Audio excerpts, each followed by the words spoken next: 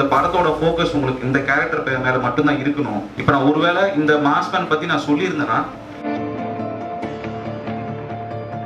கதை எழுதும் போது என்னோட ப்ரொடியூசர் கதையை படிச்சுட்டு அவர் ஒரு வேர்ஷன் சொன்னாரு. அந்த வேர்ஷனுக்கும் என் வேர்ஷனுக்கும் சம்மந்தமே இல்லை. ஒரு எஸ்.ஜே. சூர்யா சார் வந்து படம் பார்த்துட்டு என்கிட்ட சொன்னார், இந்த மாதிரி வந்து படம் ரொம்ப நல்லா இருக்கு, ஆனால் நீங்கள் சில விஷயம் எக்ஸ்பிளைன் பண்ணிங்கன்னா இன்னும் நிறைய பேர் ரீச் ஆயிருக்கும்னு சொன்னார். ஃப்ரைடே ஒரு படம் ரிலீஸ் ஆகுது, மண்டே வந்து படத்தோட கலெக்ஷன் பற்றி பேசுகிறாங்க. எனக்கு அது ரொம்ப உடன்பாடு இல்லை. இப்போ ஸ்டார்டிங்கில் இந்த ப்ராசஸ் எப்படி ஸ்டார்ட் ஆகுதுன்னா, ஃபர்ஸ்ட் அவங்க ஒரு ஃபோட்டோகிராஃப் வச்சிருக்காங்க, அதை வந்து கேமராவில் காட்டுறாங்க, அவங்க நம்பர் போட்டுருக்கு, நம்பர் 4 நம்பர் 10 சொல்லிட்டு ரெண்டுமே பார்த்தீங்கன்னா ஒரு டாட்டூ பார்லரில் எடுத்த ஒரு ஃபோட்டோகிராஃப்.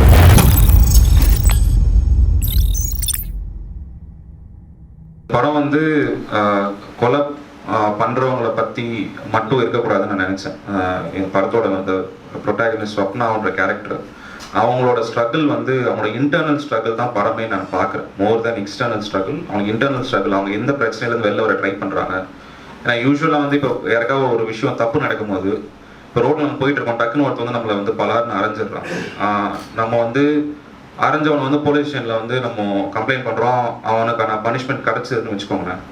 இப்போ நம்ம அறம் வாங்கணும்ல, அத்தனை பேர் வேடிக்கை பார்த்துருக்காங்க, அந்த அவமானம் அந்த இது வந்து நமக்கு அப்படியே இருக்கும், அது போகாது.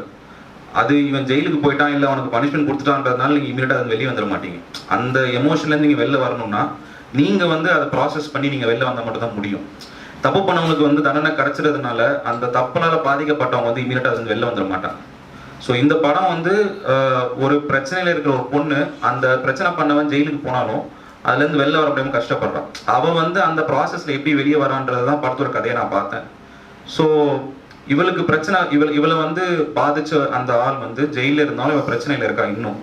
ஸோ இவளை அட்டாக் பண்ண வரவங்களும் இவளை வந்து முன்னாடி இவளை வந்து இந்த மாதிரி அவளை இது பண்ணதும், அவங்க 2 பேரும் வந்து நம்ம வந்து சரியாக காட்டாததுனால அவங்க 2 பேரும் ஒரே ஆளாக அவளை தான் அவளை இது பண்ண ஹர்ட் பண்ண ஆளை தான் இங்கே வீட்டுக்கு அட்டாக் பண்ண ஒரு ஆளை நம்ம பார்க்கணும்னு நான் விருப்பப்பட்டேன். மெட்டஃபோரிக்கலாக சொல்கிறேன். ஸோ அவங்க 2 பேருக்கும் வித்தியாசம் இருக்கக்கூடாது. 2 பேரும் எல்லாருக்கும் ஒரே ஆள் தானே. உன்னை ஹர்ட் பண்ணணும், உன்னை வந்து இது பண்ணணும் ஒருத்தன் வரான், அவன் மாஸ்க் போட்டு வந்தானே, மாஸ்க் போடல வந்தான் என்ன, இருட்டில் இருந்தானே, இருட்டில் இல்லைன்னு, அவங்க எல்லாம் ஒரே ஆள் தான் அப்படின்றத மெட்டஃபோரிக்கலாக ரெப்ரசென்ட் பண்ணணுன்றதுக்காக தான் இவங்களை பற்றி பெரிய இன்ஃபர்மேஷன் நான் கொடுக்கல. அது இன்டென்ஷனாக பண்ணது தான். ஸோ இந்த படத்தோட ஃபோக்கஸ் உங்களுக்கு இந்த கேரக்டர் மேலே மட்டும்தான் இருக்கணும். இப்போ நான் ஒருவேளை இந்த மாஸ்மேன் பற்றி நான் சொல்லியிருந்தேன்னா, படம் வந்து 2 பேர் பற்றியும் தான் உங்களுக்கு தோணிருக்கும். ஸோ இந்த பொண்ணு பற்றி மட்டும்தான் இருக்கணுன்றதுக்காக இன்டென்ஷனலாக வந்து அதை சொல்ல வேணாம்னு சொல்லி தான் நம்ம பண்ணோம். நான் ஒரு மைண்ட் செட்டில் அந்த கதை எழுதும் போது என்னோட ப்ரொடியூசர் கதையை படிச்சுட்டு அவர் ஒரு வேர்ஷன் சொன்னார். அந்த வேர்ஷனுக்கும் என் வேர்ஷனுக்கும் சம்மந்தமே இல்லை. ஆனால் அவர் சொன்னது வந்து 100% கரெக்டாக இருந்துச்சு, நான் சொன்னது 100% கரெக்டாக இருந்தது. அப்போ நான் அவர்கிட்ட டிஸ்கஸ் பண்ணும்போது இது 2மே இருக்கட்டும் படத்தில், நம்ம இதுதான் அதுதான் நம்ம ஸ்டாண்ட் எடுக்க வேணாம், இது எல்லா விஷயமே அக்கோமடேட் பண்ற மாதிரியான ஒரு ஸ்கிரிப்டா தான் இருக்கு. ஸோ நிறைய பெர்ஸ்பெக்டிவ்ஸ் இருந்தால் நல்லா தானே இருக்கும் அப்படின்னு சொல்லி தான் டிசைட் பண்ணி அதெல்லாமே ரீடைன் பண்ணது. ஸோ எதுவுமே இன்டென்ஷனலா இது மட்டும்தான் காரணம்னு சொல்லாம, இப்போ எனக்கு ஃபோன் பண்ணவங்க வந்து இந்த அமுதான்ற ஆவி வந்து பழி வாங்கிடுச்சு இவங்களன்னு சொல்லி ரொம்ப சந்தோஷப்பட்டவங்க இருக்காங்க. பட் இவளோட மைண்ட்ல தான் எல்லாமே நடக்குது, அது ரொம்ப நல்லா பண்ணுறீங்கன்னு சொன்னவங்களும் இருக்காங்க. அவங்க 2 பேரையும் நான் வந்து இல்லைங்க நீங்க சொன்னது தப்புன்னு நான் சொல்லல, 2 பேர் சொல்றதும் கரெக்ட் தான். நம்மளோட பெர்செப்ஷன் இருக்குல்ல, ஒரு கதை படிச்சுட்டு இல்லை பார்த்துட்டு நம்ம ஒரு பெர்செப்ஷன் எடுத்துக்கிறோம்ல, அது ரொம்ப முக்கியம்னு நினைக்கிறேன். அது ஏன்னா நம்ம யாருன்னு சொல்லுது, அந்த பெர்செப்ஷன் நம்ம எடுக்கும்போது நம்ம வந்து நம்மளை பத்தி தான் அது சொல்லுதே தவிர அந்த படத்தை பத்தி அதை சொல்லல. ஸோ அந்த கான்வர்சேஷன் இருக்கணும் இந்த படத்துக்குன்னு சொல்லிட்டு தான் எனக்கு அந்த மாதிரி படங்கள் பார்க்க பிடிக்கும். இப்போ ஒரு எஸ்.ஜே. சூர்யா சார் வந்து படம் பார்த்துட்டு என்கிட்ட சொன்னார், இந்த மாதிரி வந்து படம் ரொம்ப நல்லா இருக்கு, ஆனால் நீங்கள் சில விஷயம் எக்ஸ்பிளைன் பண்ணிங்கன்னா இன்னும் நிறைய பேர் ரீச் ஆயிருக்கும்னு சொன்னார். இப்போ நான் இன்டென்ஷனலாக வந்து ரீச் பண்ணக்கூடாதுன்னு எந்த ஃபில்ம் மேக்கரும் ஒரு விஷயம் டெசிஷன் எடுக்க மாட்டோம். இவங்களுக்கு புரியக்கூடாது, இவங்களுக்கு மட்டும் புரிஞ்சா போதும் நான் கண்டிப்பாக எடுக்க மாட்டாங்க. பட் என்னன்னா வந்து கதையோட அந்த அப்ட்ராக்ட்னஸ் வந்து தான் அந்த படத்தோட பியூட்டின்னு நான் நினைச்சேன். அது வந்து இப்போ இண்டிவிஜுவலா இப்போ எனக்கு என்ன ஒரு உடன்பாடுனா, இப்போ ஃப்ரைடே ஒரு படம் ரிலீஸ் ஆகுது, மண்டே வந்து படத்தோட கலெக்ஷன் பத்தி பேசுறாங்க, அடுத்த வாரம் கலெக்ஷன் பத்தி பேசுறாங்க. எனக்கு அது சுத்தமாக உடன்பாடு இல்லை. நான் வந்து சின்ன வயசுல பார்த்த படத்தை இப்போ நான் பார்க்குறேன், எனக்கு வேற மாதிரி ஒரு பெர்ஸ்பெக்டிவ் வருது. ஒரு படம் வந்து மினிமம் வந்து ஒரு 10 to 15 years ஆகும்னு தோணுது. அந்த படத்தை பத்தி நீங்க கம்ப்ளீட்டா அதை அண்டர்ஸ்டாண்ட் பண்ணி அதை ப்ராசஸ் பண்றதுக்கு 10 to 15 years ஆகும்னு எனக்கு தோணுது. ஸோ இப்போ இமீடியட் ரியாக்ஷன்ஸ் வந்து எனக்கு புரியுது ஏன் அந்த ரியாக்ஷன்ஸ் வருதுன்னு சொல்லிட்டு. பட் ஹோப்ஃபுல்லி இன்னொரு 15-20 years கழிச்சு இந்த படம் பார்த்தீங்கன்னா நீங்க இன்னொரு பெட்டரான பெர்ஸ்பெக்டிவ் வரும், இந்த படம் வந்து இன்னும் நல்லா ஏஜ் ஆகும் அப்படின்ற ஒரு நம்பிக்கையில தான் நான் பண்ணேன். மற்றபடி வந்து எனக்கு பர்சனலா இந்த மாதிரி படங்கள் பிடிக்கும், என்னோட ப்ரொடியூசருக்கும் பிடிக்கும்ன்றதுனால 2 பேரும் ஒரே பேஜ்ல இருந்தோம். அவர் வந்து இல்லை நீங்க இது வந்து எக்ஸ்பிளைன் பண்ணுங்கன்னு சொல்லல, நானும் பயப்பில்லை இந்த இடத்த எக்ஸ்பிளைன் பண்ணணும்னு சொல்லிட்டு. இது எல்லாருக்குமே பிடிக்கும் அந்த எக்ஸ்பீரியன்ஸ் நினைச்சு தான் எடுத்தோம். பட் இப்போ படம் முடிச்ச பிறகு ரியாக்ஷனுக்கு அப்புறம் நிறைய விஷயங்கள் உங்களுக்கு ஐடியாஸ் வரும். பட் ஆனா நான் சேஞ்ச் பண்ணணும்னு கேட்டா நான் சேஞ்ச் பண்ண மேபி இது படத்தை நான் இன்னொரு மொழியில ரீமேக் பண்ணா நம்ம சில விஷயங்கள் நான் கன்சிடர் பண்ணுவேன். பட் இப்போ இந்த வெர்ஷன்ல இந்த படம் இப்படி இருக்கிறது தான் நல்லா இருக்குன்னு எனக்கு தோணுது. பட் அதோட ஸ்கோப் வந்து லிமிட்டடா இருக்குன்ற ஒரு அண்டர்ஸ்டாண்டிங் வந்து எனக்கு ரிலீஸ்க்கு அப்புறம் தான் வந்தது. ரிலீஸ்க்கு முன்னாடி எனக்கு அது இல்லை ஆக்சுவலா. ஸோ இன்னொரு விஷயம் பார்த்தீங்கன்னா படத்தோட பட்ஜெட் எல்லாமே வந்து அதை சுத்தி தான் வந்து கன்ஸ்ட்ரக்ட் பண்ணியிருக்கோம் நம்ம. ஒரு பெரிய ஒரு மெயின் ஸ்ட்ரீம் ரிலீஸ் இல்லாம ஒரு லிமிடெட் ரிலீஸ் தான் அது. இன்ஃபேக்ட் நிறைய பேர் வந்து இது நெட்ஃபிளிக்ஸ்ல டைரக்டா வந்துருக்கலாம் கூட சொல்லியிருந்தாங்க. பட் எனக்கு வந்து என்ன உடன்பாடுனா இந்த மாதிரி படம் தியேட்டர்ல பார்க்கணும், ஒரு தியேட்டர் எக்ஸ்பீரியன்ஸா இருக்கணும், எஸ்பெஷலி வந்து ஒரு ப்ராப்பரா வந்து ஒரு ஆடியன்ஸோட ஒரு சவுண்ட் எக்ஸ்பீரியன்ஸ் இருக்கணும்னு தான் பண்ணுச்சு. ஸோ எல்லாருமே ரீச் பண்ணணும் தான் எனக்கு விருப்பம் எனக்கு. பட் சில சமயங்களில் சில கம்யூனிகேஷன் கேப்னால அது வந்து ரீச் ஆக மாட்டேங்குது. அது ஓகே, நான் எக்ஸ்பீரியன்ஸ் தானே. அது ப்ராபப்ளி நான் அடுத்த படம் பண்ணும்போது அந்த தப்பு பண்ணக்கூடாது அப்படின்ற இல்லை சில விஷயங்கள் இன்னும் பண்ணலாம்னு சொல்லிட்டு. பட் என்னோட ஸ்டைல்னு சொல்ல முடியாது. எனக்கு வந்து சில விஷயங்கள் மேலே ரொம்ப ஸ்ட்ராங்காக நம்பிக்கை இருக்கு. எனக்கு ஆடியன்ஸ் வந்து நான் ரெஸ்பெக்ட் பண்றேன் இன்டெலிஜென்ஸ். அவங்க வந்து புரிஞ்சுப்பாங்க, அவங்களால இது பண்ணிக்க முடியும்னு சொல்லிட்டு அது ஏதோ ஒரு விதத்தில் ஒரு சின்ன ஸ்டெப்பாக தான் நான் பார்க்குறேன் அவங்களை ப்ரிப்பேர் பண்றதுக்கு இந்த படம். ஸோ இதுக்கப்புறமும் அந்த மாதிரி படங்கள் எடுப்பேன். பட் இன்டென்ஷனலா எதுவுமே பண்ணல. எல்லாமே வந்து என்னோட வெறுப்பு தாண்டி தான் படம் நான் பண்றேன். இன்டென்ஷனலா வந்து நம்ம அப்படி உங்களுக்கு புரியக்கூடாதுன்ற மாதிரிலாம் நான் பண்ணல. நான் ஒரு படம் பண்றோம், ஒரு ரெஸ்பான்ஸ் வந்து நம்ம ஆன்டிசிபேட் பண்றோம். பட் அதை தாண்டி நிறைய விஷயங்கள் நடக்குது. ஒரு லேர்னிங் எக்ஸ்பீரியன்ஸ் தான் எனக்குமே. ஒன் மோர் திங், அந்த அஸ்தியை கரெக்டர் அந்த சப்ஜெக்ட் இல்லையா சார், அது வந்து is it really scientifically proven or like சும்மா இட்ஸ் a fiction? இல்ல இது உண்மையிலேயே இந்த ட்ரெண்ட் வந்து நிறைய இடங்கள்ல இருக்கு. இதை பத்தி நான் நிறைய டாக்குமெண்ட்ரிஸ் பார்த்துருக்கேன். இது வந்து உண்மையிலே ஒரு விஷயம் தான். இது இன்னும் பயங்கரமான ஒரு வைட் ஸ்ப்ரெட்டான ஒரு கல்ச்சுரல் ஒரு விஷயமான இல்லை. பட் ஆனால் நிறைய டாக்குமெண்டட் கேஸ் இருக்கு, இந்த மாதிரி நடந்தது. டாக்குமெண்ட்ரிஸ் இருக்கு. நீங்க மெமோரியல் டேட்டும் நீங்க கூகுள் பண்ணாலே நிறைய விஷயங்களை பத்தி படிக்கலாம். நம்ம என்னதான் சொன்னாலும் ஒரு ஃபீச்சர் ஃபிலிம் ஃபார்மேட்ல ஒர்க் பண்ணும்போது ஒரு 2 hours 120 minutesல நம்ம ஒர்க் பண்றோம். சில சமயம் 2.5 மணி நேரம் போகுது, சில சமயம் 90 minutesல முடிஞ்சுது. But it's a format. நம்ம அதை தாண்டி நம்ம ரூல்ஸ் பிரேக் பண்ணோம். நம்ம 4 மணி நேரம் படம் பண்ண முடியாது, பண்ணலாம். பட் ஆனால் ப்ராக்டிக்கல் ரீசன்ஸ் நம்ம பார்க்கணும்ல. ஒரு மல்டிப்ளெக்ஸில் ப்ரோக்ராம் பண்ணுறாங்க, ஒரு நாளைக்கு 3 ஷோ போடுறாங்க. வர்ற ஆடியன்ஸ் வந்து படம் பார்க்கணும், 3 மணி நேரம் அவங்க என்கேஜிங்காக இருக்கணும். ஸோ இது வந்து வெப் சீரிஸ் மாதிரி இல்லை. நம்ம ஒரு 25 hours 40 hours நம்ம வந்து ஒரு ஸ்டோரி சொல்லணும், ஒரு கேரக்டர் ஃபாலோ பண்ணின்ற மாதிரியான ஃபார்மேட் இல்லை. ஸோ 2 hours ஃபார்மேட்டை நீங்கள் ஒர்க் பண்ணும்போது இன்னவிட்டபிளாக வந்து ஒன்று நீங்கள் அதுக்கு ஒரு +or -half an hour வச்சு நீங்கள் ஒர்க் பண்ணலாம். ஸோ அது வந்து நீங்கள் ஸ்டோரி கிராக் பண்ணும் போதே அந்த டியூரேஷனில் வந்துடும். அந்த மாதிரி ஸ்டோரி தான் நீங்கள் எடுக்கணும். ரொம்ப 1 hour தான் வரும்னா நீங்கள் ஃபீச்சர் ஃபிலிமாக பண்ண முடியாது, எவ்வளோதான் இழுத்தாலும் வராது. அதே சமயம் ஒரு பெரிய ஒரு 4 கேரக்டர்ஸ் பற்றி ஒரு கேரக்டர் ஸ்டடி எடுத்துக்கிட்டிங்கன்னா ஒரு 5 hours 6 hours வர படத்தை நீங்கள் 2.5 மணி நேரத்தில் சுருக்க முடியாது. அது வந்து it not two justice to the characters. So நீங்கள் கதை எடுக்கிறதே நான் வந்து ஒரு ஃபில்டராக பார்க்குறேன். ஒரு ஃபீச்சர் ஃபிலிம் ஃபில்டர்னா ஒரு 2 hours அது ஃபில்டராக எடுத்துக்கிட்டோம்னா அது வந்து +or - ஒரு ½ an hour இந்த கதையை நான் சொல்ல முடியுமா அப்படின்ற அந்த அண்டர்ஸ்டாண்டிங் வந்துருச்சுன்னா நான் அப்புறம் அந்த ஸ்டோரி நான் டெவலப் பண்ணுவேன். இல்லைனா நான் ஒரு ஃபீச்சர் ஃபிலிமாக நான் பண்ண மாட்டேன். அவ்வளோதான். இப்போ ஸ்டார்டிங்கில் இந்த ப்ராசஸ் எப்படி ஸ்டார்ட் ஆகுதுன்னா, ஃபர்ஸ்ட் அவங்க ஒரு ஃபோட்டோகிராஃப் வச்சிருக்காங்க, அதை வந்து கேமராவில் காட்டுறாங்க. அவன் நம்பர் போட்டுருக்கு, நம்பர் 4 நம்பர் 10 சொல்லிட்டு. ரெண்டுமே பார்த்தீங்கன்னா ஒரு டாட்டோ பார்லரில் எடுத்த ஒரு ஃபோட்டோகிராஃப் இது. ஸோ ஒரு பேட்டர்னாக என்ன பார்க்குறேன்னா, இந்த மாதிரி டாட்டோ குத்திக்கிற பொண்ணுங்களை வந்து அந்த டார்கெட் பண்ணி கொலை பண்ணுறாங்க அப்படின்னு சொல்லிட்டு. ஸோ நம்பர் 4 இதில் இருக்கும், இவங்க வந்து நம்பர் 10 இருக்கும். நீங்கள் டைட்டில் சீக்வன்ஸில் பார்த்தீங்கன்னா அவங்க ஃபாலோ பண்ணுற பொண்ணுங்கள் மாதிரியும் ஃபோட்டோவும் காட்டுவாங்க. சில சின்ன சின்ன இன்சர்ட்ஸ் மட்டும் வரும். ஸோ அந்த வருஷத்துக்குள்ளே அவங்க வந்து இன்னொரு 4 கொலை பண்ணியிருக்காங்க. இவங்க வந்து அதுக்கு அடுத்து அவங்களோட அடுத்த டார்கெட்டாக அவங்க பார்க்குறாங்கன்ற மாதிரி தான் இன்டென்ட் பண்ணி நாங்கள் பண்ணோம். அதனால தான் அந்த நம்பர் 4 நம்பர் 10 அப்படின்னு சொல்லி அந்த ரெப்ரசென்ட் பண்ணியிருக்கோம். ஸோ அதுதான் இன்டென்ஷன். அவங்க டாட்டூ போட்ட பொண்ணுங்களை வந்து டார்கெட் பண்ணுறாங்கன்றது தான் ஐடியா. 3 பெர்ஸ்பெக்டிவ் அந்த படம் நான் பார்க்குறேன். ஒன்று சைக்கலாஜிக்கலாக பார்க்குறேன், சூப்பர் நேச்சுரலாக பார்க்குறேன், மெட்டஃபோரிக்கலாகவும் பார்க்குறேன். இந்த படம் மெட்டஃபோரிக்கலாக எப்படி பார்க்குறேன் அப்படின்னா, நீங்கள் ஒரு யாராக இருந்தாலும் பொண்ணுன்னு இல்லை, யாராக இருந்தாலும் வந்து தங்களுக்குள்ளே இருக்கிறத ஃபைட் பண்ணால் தான் தங்க வெளியே இருக்கிற விஷயத்த ஃபைட் பண்ண முடியும் அப்படின்றது தான் விஷயம். ஸோ நம்மளுக்குள்ள நிறைய ஃபியர்ஸ் இருக்கும், நிறைய சின்ன சின்ன பிரச்சனைகள் இருக்கும்ல, அதை நீங்கள் ப்ராசஸ் பண்ணால் தான் நீங்கள் வெளியே சண்டை போட முடியுன்றது தான் படத்தோட ஐடியா. ஸோ நிறைய பெர்ஸ்பெக்டிவ்ஸ் இருக்குது இந்த படத்துக்கு. செகண்ட் ஹாஃப் பொறுத்தளவுக்கு அந்தளவுக்கு ஓப்பன் என்னடா நாங்கள் வச்சுருக்கோம். ஏன்னா எல்லா பெர்ஸ்பெக்டிவுமே வந்து ஒர்க் ஆகணும்னு சொல்லிட்டு நான் மற்றபடி வந்துட்டு இது நீங்கள் சைக்கலாஜிக்கலாக நீங்கள் பியூராக பார்க்கலாம். இந்த பொண்ணோட மைண்ட்லேருந்து அது நடக்குதுன்னு நீங்கள் அந்த படத்தை பார்த்தாலும் அது கன்ஃபார்மாக ஒர்க் ஆகும். ஆமாம். நான் இன்டென்ட் பண்ணது வந்து இப்போ என்னோட பர்சனல் ஸ்டேட்மெண்ட் வந்து நான் எப்பயுமே கொடுக்கக்கூடாதுன்னு நினைப்பேன். எனக்கு இருக்கு படம் வந்து இந்த பெர்ஸ்பெக்டிவ்ல தான் இருக்குன்னு எனக்கு ஒரு ஸ்டாண்ட் இருக்கு. நான் அதை எடுக்கக்கூடாதுன்னு நினைப்பேன். ஏன்னா அதுதான் கரெக்ட்னு எல்லாம் நினைச்சிட்டாங்கன்னா படத்தோட பியூட்டி வந்து ஸ்பாயில் ஆகிடும். நான் ஒரு இன்டென்ஷன்ல நான் ஒரு கதை எழுதுறேன். ஆனால் என்னோட ப்ரொடியூசர் வேற மாதிரி பார்த்தாரு, அதை படத்தை ஒர்க் பண்ண வேற மாதிரி பார்த்தாங்க. ஸோ எனக்கு ரொம்ப பிடிச்சிருந்தது. ஸோ அவங்களோட இதை வந்து அவங்க கன்விக்ஷனை நான் பிரேக் பண்ண விரும்பல. அவங்க வந்து அவங்களுக்கு ஒரு க்ளோஷர் கிடைக்குது இல்லை படம் மூலமாக, அந்த க்ளோஷரை நான் பிரேக் பண்ண விரும்பல, அதை நான் அவங்க அப்படியே இருக்கட்டும். நான் சொல்கிறது மூலமாக இப்போது இன்னொரு விஷயம் என்னன்னா, இது வந்து இந்த படத்தை இந்த கதையை வந்து நானும் இன்னொருத்தவங்களுக்கு எழுதினாலும் இந்த படம் வந்து ஆக்சுவலாக வந்து அது வந்து நம்ம எல்லாரையும் தாண்டி ஒரு பெரிய விஷயமா ஒரு தனி ஒரு ஒர்க்காக நான் பார்க்குறேன். Film is bigger than all of us. So சில சமயம் வந்து அந்த ஃபில்முக்கு இருக்கிற சில விஷயங்கள் கிட்ட நம்ம எடுத்துக்க முடியாது. நான் என்னோட ஐடியாஸ் மட்டும் அந்த படத்தில் இல்லை, என்னோட கோரேட்டரோட ஐடியாஸ் இருக்குது, என்னோட ப்ரொடியூசர் ஐடியாஸ், என்னோட கேமராமேன் ஐடியாஸ் இருக்குது, அசிஸ்டன்ட் டைரக்டர்ஸ் ஐடியா இருக்குது. ஸோ வந்து ஒரு ஃபில்ம் மேக்கர்னால மட்டும் ஒரு படம் 100% உருவாதுன்னு நம்ம சொல்ல முடியாது. நிறைய பேரோட எனர்ஜி இருக்குது. ஏன்னா அந்த படம் வந்து தனக்கு என்ன வேணுமோ அது வாங்கிக்கும்னு எனக்கு நம்பிக்கை இருக்குது. அந்த படம் வந்து தனக்கு என்ன வேணுமோ 100% அது மற்றவங்கிட்ட வாங்கிக்கும். அதுவே ஒரு உயிருள்ள ஒரு பொருளை தான் நான் பார்க்குறேன் படம். அது ரொம்ப ரொம்ப ஃபிலாசபிக்கலாக இருக்கும், பட் நான் அப்படி தான் பார்க்குறேன் படம். அதுக்கு எக்ஸாக்டாக தனக்கு என்ன வேணுமோ அது வாங்கிக்கும்னு நான் நினைக்கிறேன். ஸோ இந்த படம் பொறுத்தளவுக்கு வந்து அது வந்து it stands on its own. அதுக்கு என்ன வேணுமோ அது வாங்கிட்டு அது இருக்குது. ஒரு மல்டிபிள் இன்டர்பிரேஷன்ஸ் இருக்குது படத்துக்கு. அதுதான் படத்தோட பியூட்டி. அண்ட் இந்த அளவுக்கு வந்து பெருசாக இந்த அளவுக்கு ஒரு ஸ்கோப் இருக்கும்னு நான் எக்ஸ்பெக்ட் பண்ணல படம் பண்ணும்போது. ரிலீஸ் ஆகிட்ட பிறகு எனக்கு அது படத்தை பற்றி நான் நிறைய புரிஞ்சுக்கிட்டேன் ரிலீஸ் ஆன பிறகு தான். ஸோ இது வந்து ஒரு இன்ட்ரெஸ்டிங்கான எக்ஸ்பெரிமெண்ட்டு நீங்கள் சொல்லலாம். நான் ஒரு தடவை இந்த மாதிரி படம் பண்ணுறேன்னு சொல்ல முடியாது. It just happen. இது வந்து நான் ஒரு ஹோம் இன்வேஷன் த்ரில்லராக பார்க்குறேன். அதாவது ஒரு வீட்டில் ஒருத்தவங்க இருக்காங்க, வெளியே இருந்து யாரோ ஒருத்தவங்க அவங்கள வந்து அட்டாக் பண்ண வராங்க. அவங்க என்ன பண்ணுறாங்க தான். ஆனால் இந்த ஹோம் இன்வேஷனை நீங்கள் மெட்டாஃபராக பார்க்குறீங்களா, இல்லை சூப்பர் நேச்சுரலாக பார்க்குறீங்களா, இல்லை சைக்கலாஜிக்கலாக பார்க்குறீங்களான்றது அது பார்க்குறவங்களை பொறுத்தது. பட் என்னை பொறுத்த வரைக்கும் இது வந்து ஒரு home invasion thriller.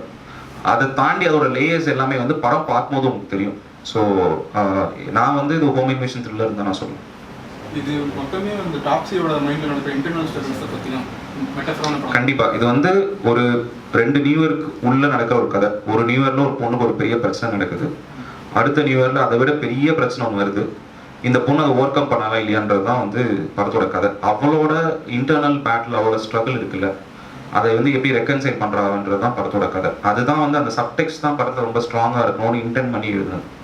Female lead வந்து அது பியூர்லி கோஇன்சிடென்ஸ் தான். அது பிளான் பண்ணி பண்ணல. என் செகண்ட் ஃபிலிம் இரவா காலம், தேர்ட் ஃபிலிம் அது இரவா காலம்ல அவர் எஸ். சூர்யா சார் தான் வந்து ஹீரோ படத்தில். ஸோ அது வந்து ஃபீமேல் சென்ட்ரிக் படம் இல்லை, பட் அதுலேயும் ஸ்ட்ராங்கான ஃபீமேல் கேரக்டர்ஸ் இருக்காங்க. அது எப்பயுமே இருப்பாங்க என் படத்தில். அது ப்ளஸ் லிமிடெட் கேரக்டர்ஸ் என்னன்னா, நான் அதுக்கு முன்னாடி சொன்னது தான். இப்போ நீங்கள் வந்து ஒரு பெரிய கேரக்டர் ஆர்டிஸ்ட் கூட்டு வந்து நம்ம ஜூனியர் ஆர்டிஸ்ட் மாதிரி அவங்க உட்கார வைக்க முடியாது. எனக்கு அது உடன்பாடு இல்லை. அந்த மாதிரி படங்கள் பார்க்க ரொம்ப கோவம் வரும்.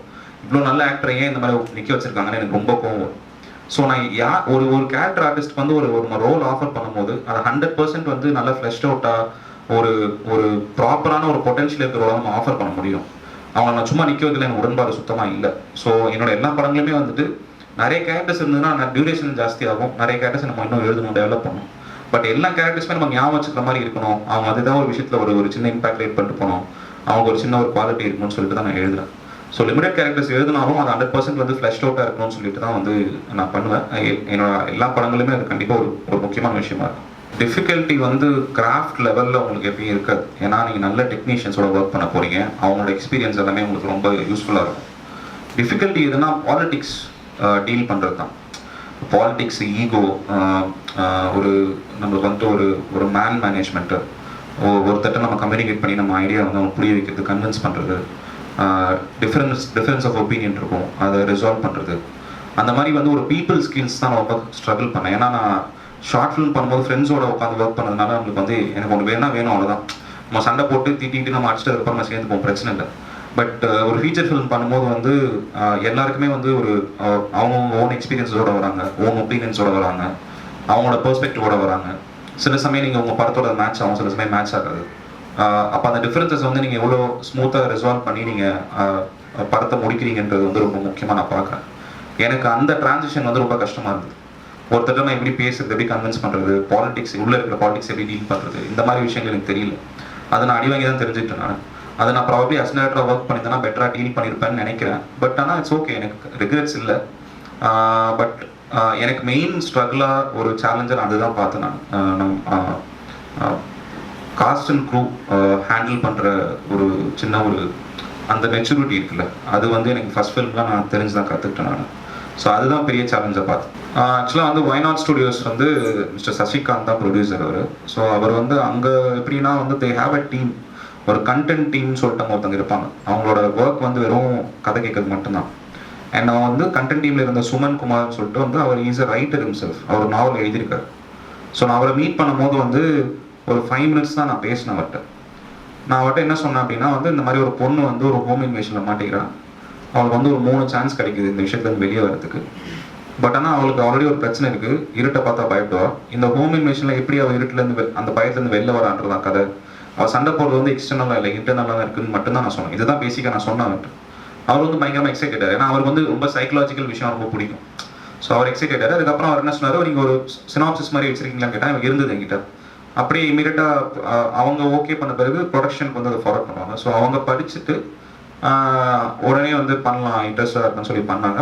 மற்றபடி எனக்கு ஒய்நாட் ஸ்டுடியோஸ் பொறுத்தளவுக்கு வந்து அவங்க ரொம்ப கிரேசியான ஒரு டீம். அவங்க நம்ம வந்து நீங்கள் சொல்கிறீங்க ட்ரெடிஷ்னலாக வந்து என்டர்டைன்மெண்ட் வேல்யூ இதெல்லாம், இதுதான் அவங்க என்டர்டைன்மெண்ட் வேல்யூவாக பார்க்குறாங்க. படத்தோட ஒரு அன்ஆர்த்தடாக்ஸாக இருக்குல்ல ஒரு சில விஷயங்கள், அதை தான் ஒரு என்டர்டைன்மெண்ட் வேல்யூவாக பார்க்குறாங்களே தவிர இந்த பாட்டு காமெடி வந்து அவங்க போர் அடிச்சிருக்குன்னு நினைக்கிறேன் நான், எனக்கு தெரியல.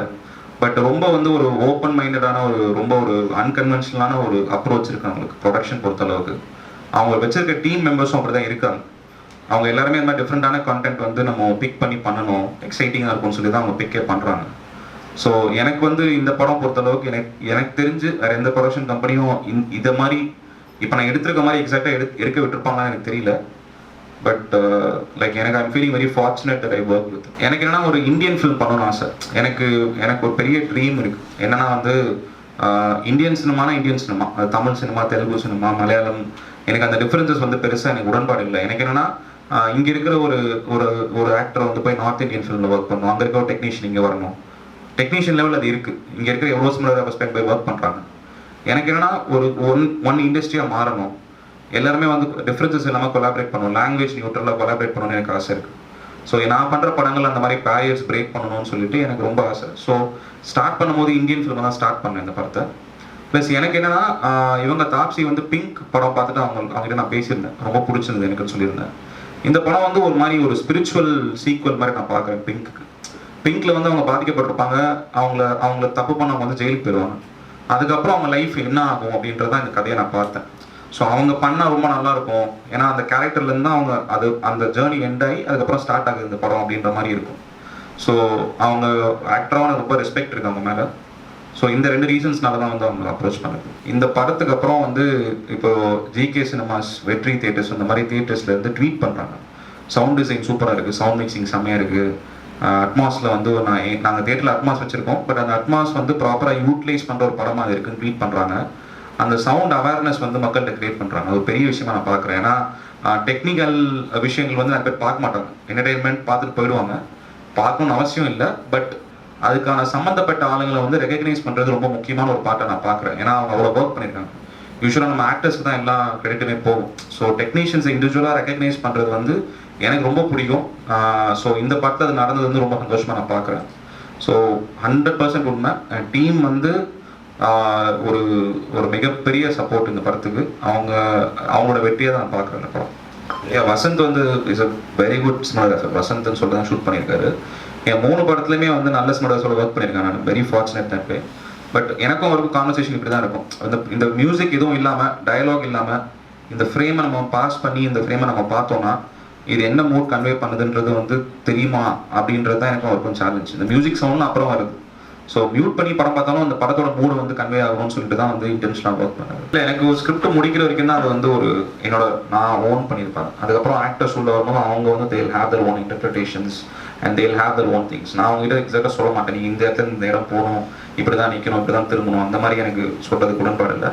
ஸோ அவங்களோட ஓன் இன்டர்பிரிட்டேஷன் எக்ஸ்பெக்ட் பண்ணுவேன். ஸோ அவங்களும் சேர்ந்து தான் ஸ்கிரிப்டை எழுதுறாங்கன்னு நினைப்பேன். லிட்டரலாக எழுதுறாங்கன்னு இல்லை, பட் ஸ்கிரிப்ட் நம்ம ஒரு 80% பண்ணோம்னா 20% நம்ம ஆட் பண்ணி அதை ஒரு கம்ப்ளீஷன் கொடுக்குறாங்க அப்படின்னு சொல்லி ஒரு சின்ன எக்ஸாம்பிள் சொல்கிறேன்.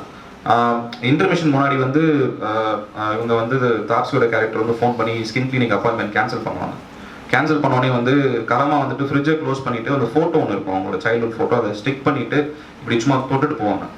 ஸோ ஸ்டிக் பண்ணாங்க, நான் தொடர்றதுக்கு நான் சொல்லவே இல்லை அவங்ககிட்ட, அவங்க அதை ஆட் பண்ணாங்க. பட் அந்த சின்ன டீட்டெயில் வந்து விஷுவல் டீட்டெயில் வந்து பெரிய ஒரு விஷயத்தை வந்து அண்டர்லைன் பண்ணுது. ஸோ ஆக்டரோட இன்ஸ்டிங்க்டும் வந்து அந்த ஸ்கிரிப்டில் ஆட் ஆகுது.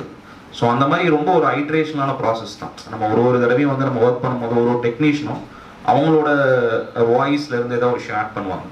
ஸோ அந்த மாதிரி தான் வந்து எவால்வ் ஆகிட்டே இருக்கணும் ஸ்கிரிப்ட். நம்ம ஒரு பண்ணுறோம், ஆனால் ஸ்கிரிப்ட் வந்து கண்டிப்பாக நம்ம ரிலீஸ் பண்ண பிளான் பண்ணியிருக்கோம். நீங்கள் ரிலீஸ் பண்ணது பாருங்கள், அப்போ உங்களுக்கு பார்க்கவும் டிஃப்ரென்ஸ் தெரியும், ஃபிலிம்க்கும் ஸ்கிரிப்டுக்கான டிஃப்ரென்ஸ் இருக்குன்னு சொல்லிட்டு.